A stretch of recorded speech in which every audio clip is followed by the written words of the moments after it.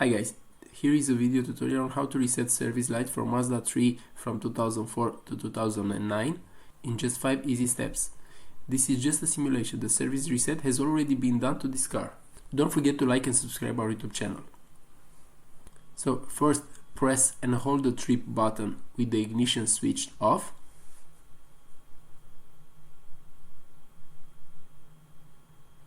Then keep pressing until you switch the ignition on, but don't start the engine.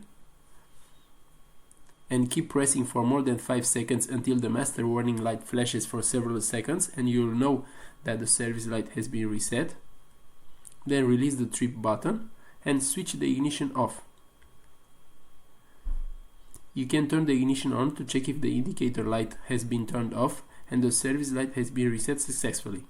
If you have any suggestions about new tutorials, let us know in the comment section. Don't forget to subscribe our YouTube channel. Thank you for watching.